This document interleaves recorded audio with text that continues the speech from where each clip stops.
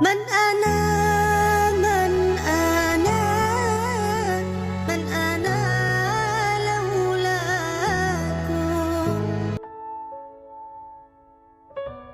Maaf, tadi setelah dunia itu ada alam apa? Kubur. Sebelum pindah ke akhirat, pertengahannya ada alam kubur.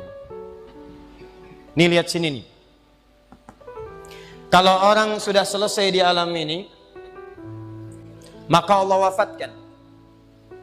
Kullu nafsin dha'iqatul maut. Setiap yang punya jiwa akan kedatangan maut.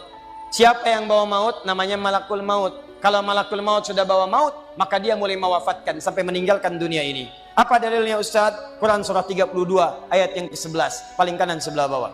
Qul yatawaffakum malakul mautil ladzi wukkila bikum. Kata Allah, katakan Muhammad kepada semua umatmu, setiap yang punya nyawa itu akan diutus malakul maut untuk mencabut nyawanya. Datang maut, makanya orang yang belum meninggal, yang belum dicabut, namanya disebut oleh Al-Quran dengan nama mayyitun. Nih, ada ya-nya, ada taknya. Ya-nya ada tasdidnya begini. Mayyit, kalau ada tasdid berarti artinya CM, calon meninggal. Di antum jangan tersinggung kalau dikatakan mayyit ya. Iya. Sama dengan ustaz. Iya. Innaka mayyitun wa innakum mayyitun. Engkau mayyit, mereka pun mayyit. Engkau akan wafat, mereka pun wafat. Cuman Allah membedakan waktu-waktu wafatnya. Barangkali tidak sama semuanya. Bisa antum duluan, saya belakangan, mungkin. Atau mungkin juga ditukar, jangan salah, bisa ditukar. Saya belakangan, antum duluan, bisa. Gak ada bedanya Ustadz. Ya sudah, saya duluan, bisa setelah antum. Nah, dipakai tasdid. Kalau datang maut, maut datang, maut lewat malakul maut. Maut ini mengambil nafas, diambil tasdidnya nih, ambil ke atas. Begitu diambil, qul yatawaffakum malakul maut alladzi wukkila bikum. Kullu nafsin dha'iqatul. Ya ayyatuhan nafsul mutmainnah, sesuatu yang tenang. Dalam bahasa Arab disebut dengan sukun. Sukun itu tenang, alamatnya sukun bulat. Bulat ini bulat dalam ilmu loghah. Bulat jadinya, hilang tasdidnya. Maka kalau mayit itu artinya nyawanya sudah tidak ada. Mayitun masih ada nyawa, diambil malakul maut jadi mayitun. Nih, alam kubur.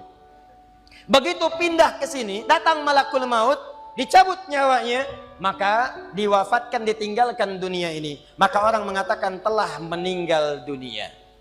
Artinya apa? Ditinggalkan dunianya. Lihat sini, fokus. Karena alam kubur beda sifatnya dengan dunia, lain tempatnya, lain keadaannya, maka lain pula bekalnya. Jangankan alam kubur, beda tempat di dunia saja sudah beda keadaannya. Anda orang Indonesia ingin datang ke Malaysia, kalau bekalnya tidak ada Anda bawa, tidak akan mungkin Anda bisa masuk. Apa di antara bekalnya? Ada paspor yang mesti distempel begitu masuk imigrasi. Pergi lebih jauh lagi, misalnya saya pengen ke Australia, maka Anda harus ngajukan untuk mendapatkan visa. Lebih jauh ke Amerika, visanya bisa lebih sulit lagi.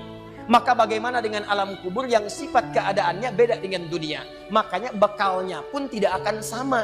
Jadi kalau Anda cuma mengumpulkan bekal dunia, maka semua bekal itu akan ditinggalkan saat di dunia. Maka orang mengatakan meninggal dunia, maksudnya meninggalkan dunia dengan semua bekalnya. Nih, maaf ya, jam dunia, baju dunia, handphone dunia, gelas dunia. Jadi semua yang kita dapatkan di dunia, rumah yang luaskah, mobil yang mewahkah, pakaian yang glamourkah, kalau sudah meninggalkan semua alam dunia itu, maka hilanglah semua yang kita kenakan. Habis semua kita tinggalkan.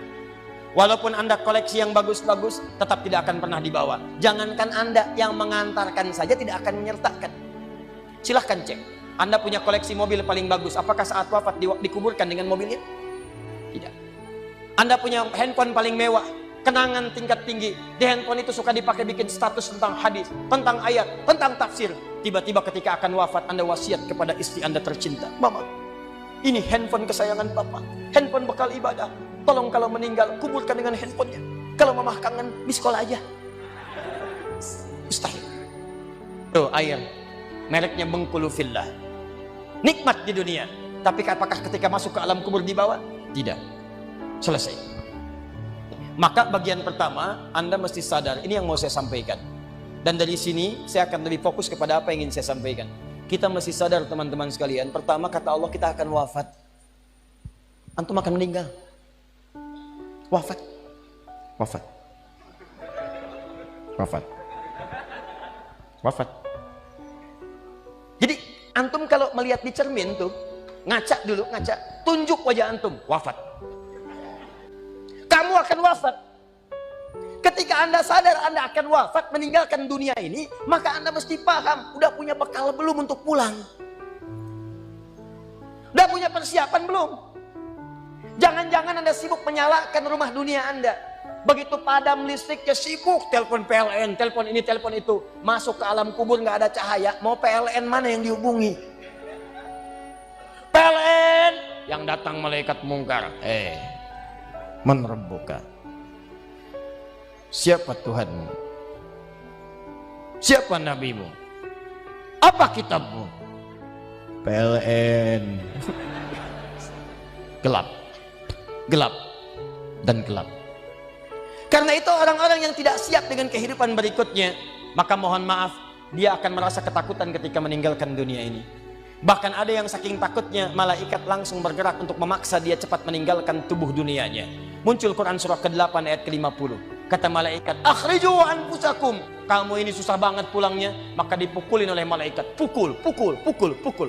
Teman-teman, karena alam kubur itu bekalnya bukan bekal dunia, maka Anda tidak akan pernah bisa membawa cahaya dunia ke alam kubur. Maka saya ajak Anda pada malam hari ini, coba ayo kita berubah. Tolong pikir baik-baik, tidak akan ada yang abadi. Dan besok pun belum tentu hidup. Demi Allah saya katakan, Allah bisa mewafatkan kita pada malam hari ini.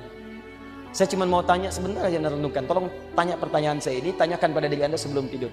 Kalau Allah wafatkan Anda pada malam ini, sudah siapkan Anda dengan bekal pulang Anda kepada Allah. Karena itu hukum mengatakan, orang yang tidak punya bekal, maka dia tidak siap untuk mudik. Tuh lihat Ramadan tuh. Ntar sebentar lagi, tersisa tinggal 2-3 bulan ke depan, datang bulan Ramadan. Begitu di ujung Ramadan, orang semua siap-siap mudik. Demi Allah saya katakan, saya pernah mengadakan survei kecil-kecilan. Saya tanyakan pada sementara orang yang tidak mudik, saya tanya kenapa nggak mudik? Ustadz, nggak ada bekal. Dunia saja tidak punya bekal, malu mudik. Tidak punya bekal, susah mudik. Tapi yang punya bekal, oh dia nyari sebanyak-banyaknya. Begitu sebelum berangkat, tiba waktunya raya, dia siapkan. Bahkan ada yang kemudian mencari motor terbaik. Motornya Honda bebek, bekalnya singa. Motornya bebek, bekalnya singa. Karena bekalnya lebih banyak dibandingkan dengan sifat kendaraannya. Kendaraan kecil, motornya modifikasi. Tambah lagi pelepah pisang. Tambah lagi dus 1. Tambah belakang yang lain lagi. Numpuk semua di belakangnya. Dituliskan kemudian tulisan, aku pulang sayang, jemput ya. Masya Allah. Luar biasa. Kenapa? Karena tahu dia punya bekal untuk pulang. Dan yang dikunjungi pun dihubungi terlebih dahulu. Aku mau pulang. Maka yang di sana menyiapkan segala perlengkapan untuk menyambut yang pulang. Silahkan cek. Begitu tahu akan ada yang pulang mudik, maka rumah dicet. Makanan diada-adakan. Semua dimunculkan. Bahkan yang tidak ada pun menjadi ada. Cuma setahun sekali. Luarnya kongwan, dalamnya rangginang. Idul Fitri. Anda pun begitu. Jadi kalau dunia saja punya sifat mudik, maka akhirat pun demikian. Orang-orang yang punya petaknya cuma dunia saja, maka selesai hidupnya di sini. Kata Allah, nih saya berikan gambaran. Yang visinya cuma sampai sini, maka saya berikan semua kenikmatan dunianya seperti yang dia inginkan. Tapi begitu selesai ini, ditenggelamkan di alam kubur sampai kedalaman yang paling dalam. Turun ancaman. Allah tidak menginginkan semua manusia larut di sini. Tapi kata Allah, saya tidak maksa. Nih saya berikan gambaran kepada Anda. Kata Allah, turun surah Al-Humazah. Wailul likulli humazatin alladzi jama'a malahu wa yahsabu anna malahu akhlada. Kata Allah, hei yang terlampau sibuk dengan dunia. Suaminya sibuk cari harta, hitung lagi, hitung lagi, hitung lagi. Istrinya sibuk kumpul-kumpul dengan sesamanya, cuma membicarakan harta suami. Sosialita yang senang dengan kumpul-kumpul saja, tidak ada manfaatnya, cuman ngobrol, cuman gibah, cuma macam-macam. Makanya ketika menyebutkan kalimat saling celak, saling ngobrol, menggunakan tak marbutah. Tak marbutah menunjuk pada perempuan. Wailul likulli humazatil Lo mazah pakai ta, sedangkan ta sifat menunjuk pada perempuan. Muslim laki-laki, kalau ingin jadikan perempuan tambah ta di ujungnya. Muslimah. Mukmin laki-laki, perempuan mukminah. Soim laki-laki, perempuan. Wah, itu dia. Sesuatu yang kokoh, kuat, berwibawa, mantap, punya tenaga. Makanya tanda-tanda laki-laki pun beda. Punya kumis, laki-laki berkumis, perempuan tidak. Punya wibawa, punya kata-kata yang kuat. Makanya kalau ada laki-laki suaranya sedikit gemulai saja, itu akan kehilangan sifat wibawanya.